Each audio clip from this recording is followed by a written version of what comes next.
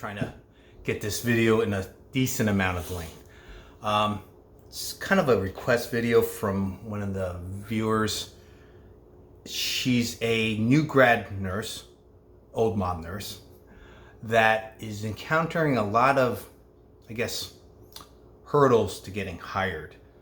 I think she applied acute care, maybe long-term care, I'm not sure.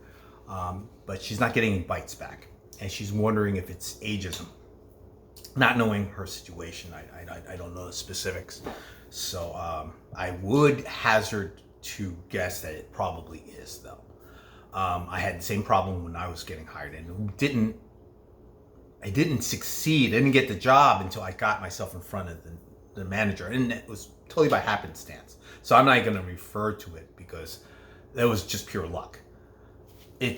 But I will give you a couple pointers that maybe can overcome that from my 30 years experience as a businessman, looking at thousands of resumes over that time frame, because that was my job also all through the time. I always looked at the resumes, checked the people, and weeded out whatever. And that's probably, this is mail-in resume, so it's ancient times, from like the 90s, early 90s on. So you're gonna have a quick filtering. You want to get to the pile that's being considered. So one, if you don't have what they're looking for, you're going to be filtered out real quick, right? Crazy resumes, filtered out real quick. Handwritten ones, didn't even look at it. I couldn't. I had to have that. You have to have some professionalism. You had to have that. And I did occasionally look at handwritten ones just to peruse them, but that didn't sit well, because I wanted responsibility, I wanted maturity, and that's going to play into this whole video later on. So you need to get yourself in front of them. One, you have to apply to the job, get your resume together, make sure it's professional looking.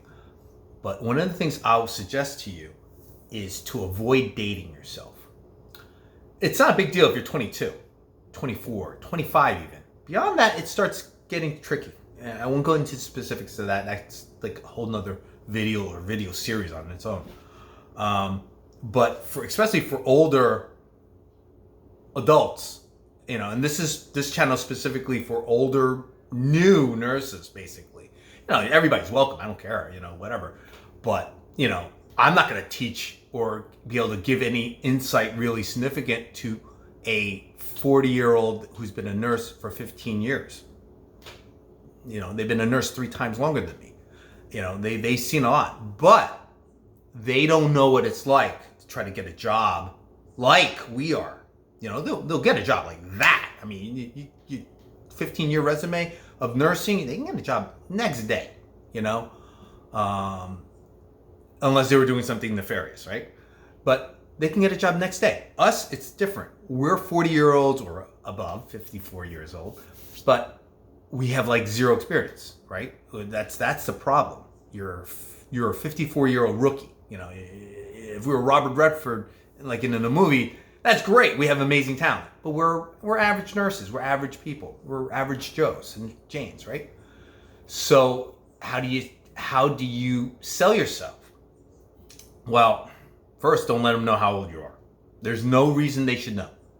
Absolutely none. No reason to put any kind of graduation dates on. You have your degree from this university, that school, that certification, that license. That's all they need to know. Is it up to date? If they start coming back to you with questions like, hey, I see you have this diploma from Harvard. What class were you? You showed me you graduated with honors. You served your clinicals at these places, but you have little to no dates or whatever. And I say, at least you get from the discarded pile to the considered pile. So you have the credentials that they need. They just want to fine tune it and say, hey, whatever, right?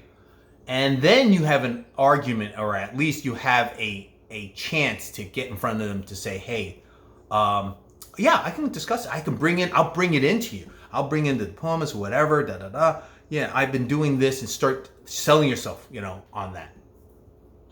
to get into the face-to-face meetings, or at least phone meetings, so where you could talk with them, all right? And that's where it goes. So you got to get out of the filter pile and into the considered pile.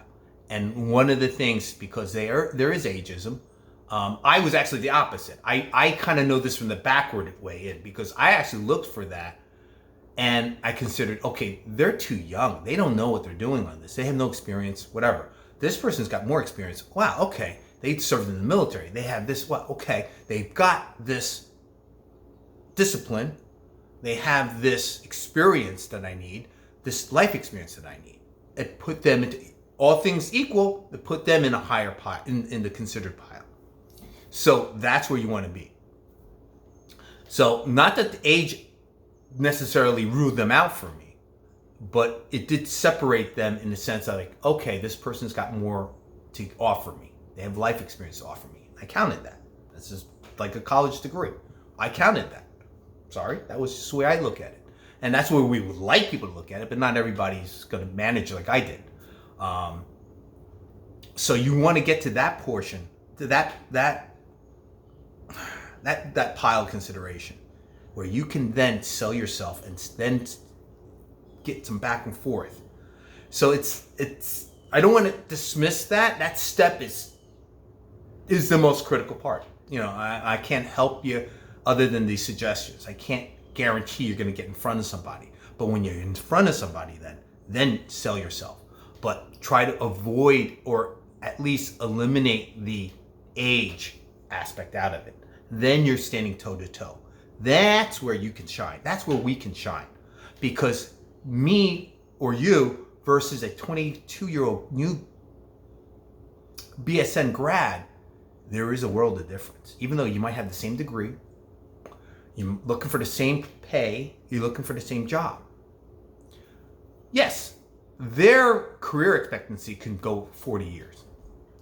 How likely you think it's going to be 40 years of that unit? 0. I'm not even going to give you a percentage. I'm not even going to say 0.00. 0. Nobody stays, right? Nobody does. How about 20 years? Still probably 0. 10 years? Then it's low. You and me, it's going to be much higher, because where are we going to go? I just said this recently to somebody. They're like, oh, you get an IMP, blah, blah, blah.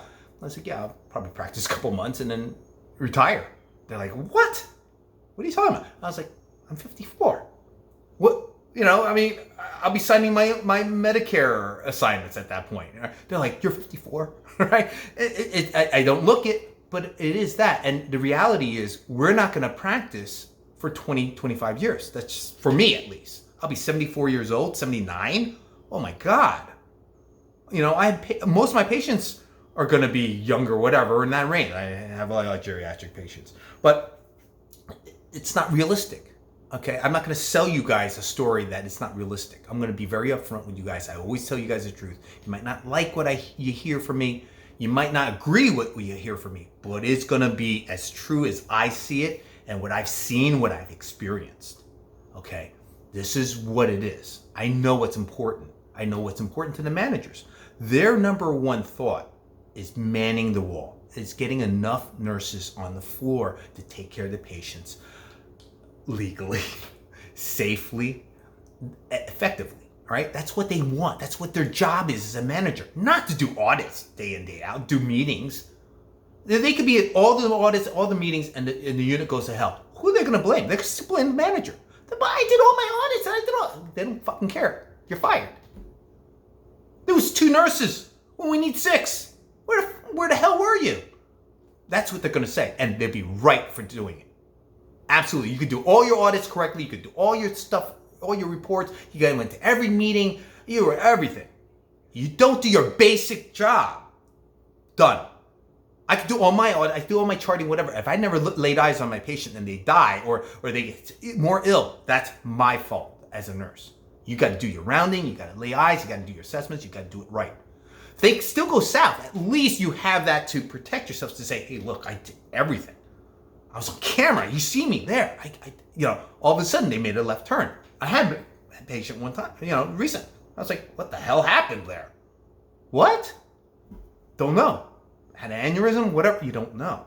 You can do an autopsy and figure it out. That's another video for another time. But Their basic job is to get enough bodies in there, get enough nursing bodies in there. That's where you come in. That's where you can sell yourself. Because the 22, 24-year-old, they're going to want to party. They're going to want to drink. How many and have hangovers and whatever, they're going to have socialized. And I don't begrudge them. They should. They absolutely should. I tell my daughters, hey, enjoy life while you're young. But it still doesn't take away from the fact that you got to go work, or the work needs somebody there. And you can call out, but you got to still fill that spot. And what are they going to do? They're going to float another one. People are going to work short staff, etc. We as adults, super adults as I say, we fill in that gap, because what do? We are reliable. We are mature. Our social structure is already set. My kids are grown. I'm not having more. I hate to say that, but you're going to lose as a unit manager in a unit. You're going to lose a fair amount of your crew that are childbearing age, whether it's male, female, because paternity leave, maternity leave. We lost a huge brain drain about 5-6 years ago. Started COVID basically just coincidentally or whatever. A whole bunch of our best and brightest said, done. I got my nursing degree. I'll come back in 10 years after my kids are done with, are settled in school. I'm going to be a mom. All the power to you. I said, hey, Jen, that's great. Congratulations. I'm glad your spouse can afford you. And, they can. That's great. Some of them can't.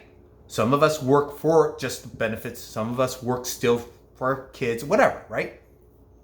But by and large, a lot of them are going to take a lot of leave. What does that translate to the manager? There's an empty spot.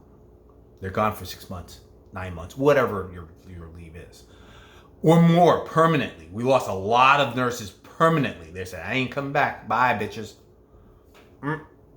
Don't begrudge them. There's nurses that go on to become MPs.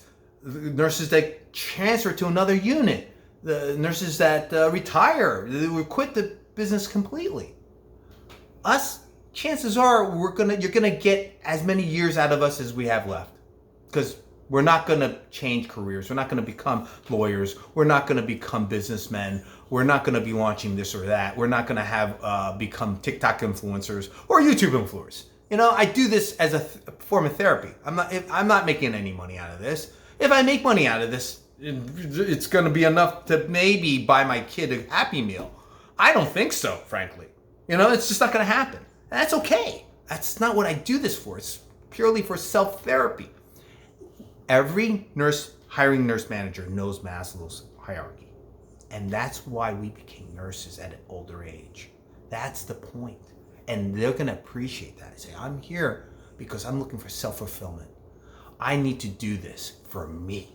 I need to do this for my patients, whatever, but it's for me. I'm coming to do this. 22, 24-year-olds, they don't know what the hell they want to do tomorrow. Are they going to be in Cancun? Hey, great. I see the Snapchats. I see the Instagrams. That's great. I'm here pulling weeds. I'm here freaking doing the shopping at Costco. No Cancun for me. I'd like to do it, but it's not happening. I'm old. I'm done. I'm gonna work, take care of my kids, whatever, hang out, hopefully have grandkids soon. I'm gonna work. That's the way it is. You're gonna get hours. You're gonna, as another pitching analogy is, I'm gonna eat innings for you. I'm gonna be there, and that's what you got to sell to the managers. I'm gonna be there. I'm reliable. I'll be there every day. I'm gonna be mature. I'm not gonna throw a tantrum. I'm not gonna be whatever. I can handle myself. I'm going to be committed. I'm going to be there every day in attendance-wise, not just reliability-wise, but attendance-wise. Just in the sense of I'm not going to just call out for no freaking reason. A lot of the younger nurses, you're not going to see them on the first day of school. You're not going to see them on Halloween. That's a hard staff night. It's a hard, for me, I take my vacation. I grab it and they're like, why do you take that weird week? It's Halloween. For me, it's important. I still have one child that does Halloween. But I'll eat some of the other ones. I eat the worst days they have. I chomp it down. I eat a lot of weekends, a lot of Friday, Saturday, Sundays. Other people don't want to work it. Why? Because they're partying.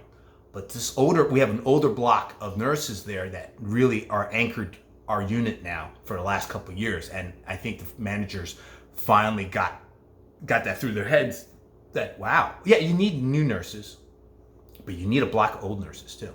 You do, just to anchor your crew. Train them, but also just to show up. Whereas other units, by and large, it's short-staffed everywhere. We're the ones that float to other units because we're overstaffed. We're like the only unit that's overstaffed. So ironically, it's from worst to first, basically, for us. 5-6 years ago, it was a polar opposite. But we had a lot of young nurses then. They were in their 20s, their 30s, and they all became moms. Out. I had a couple guys, but again, they went to bigger and better things. They went to ED, they went to NP, become, and et cetera, CRNAs. They went to improve their careers. That's great. All great. We are at the end of our careers. This is our final stop. We're going to put in 5, 10, 15, 20 years if you're lucky. And you sell that to the managers. You tell them, this is what you're going to get from me. I'm going to eat innings and be there, whatever. Do they really want superstars? They don't care about superstars. There's not going to be any superstars. As long as you're not in danger. That's the key. You must be a good nurse. So my suggestion to you guys, in a nutshell, if you want to skip right to the end, is do your resume so that you're not dating yourself. So that you're not giving your hand up saying, hey, I am 45, I am 44, I am 54. There's no reason for them to know. There really isn't. It's like you really, they shouldn't be asking your gender, your sexual preference, your religion. None of their damn business, right? None of their damn business for your age. If you could get to, you'll know if you have the right qualifications and get to the pilot, they'll ask and they'll be like very coy about it. Then that's the conversation time where you've got to sell yourself as a salesman. You got to get your sales and practice. This is what I do. Practice. You want to put videos up? You want to send me a video? You want to do whatever? That's great. I'll be like, hey, this. You want to practice with friends? You want to practice with family? Practice in the mirror. Do that. It's critical you get that, that back and forth, so you prepare yourself. You rehearse. That's why the professionals look so clean and cut, because they rehearse. Same thing here. This is the 6th or 7th time I'm shooting this video. So hopefully it looks better. And it's shorter. The first video I shot was like 28 minutes long. It's gotten shorter and shorter. I'm hoping to hit before 20. And you show them this is what you can offer them. And it should, 9 times out of 10, match up with what their needs are. I'm guessing 9 times out of 10, if not higher, attendance, reliability, maturity are going to be their top hitters that they need, their top needs that you can fill. And if you say those magic words, get that to them, show them that's what you're about. And they're going to assume some of that anyway, because, oh yeah, you're old. So that's where ageism can work in your favor. That's where it's a pro. It's not just a con. There's going to be a con. They're like, wow, look at this dinosaur. Oh my God. I think he's over 30. You get that. I have 2 managers that are under 28. One's 25, one's 28. For our sister unit. For them, 30 is, oh my God. Right? I've got so much in this house is over 40 probably. Clothes, I still fit into my varsity jacket. So there's a lot of clothes I can fit into. Some I can't, some I can. They're going to be like, you're a fossil. Okay, great. But what do fossils project? We're like their parents. We're reliable. We're accountable. And that's what you got to play. You got to play that to your advantage. And say, yeah, I'm not going to be partying. I can eat the Friday, Saturday, Sunday shifts. I chew them up, because I'm not partying. Whatever. My kids are old. I'm going to be here. There's nothing, it's nothing like that. I'm going to be here. You can count on me. That's what you got to sell. All right? Good luck.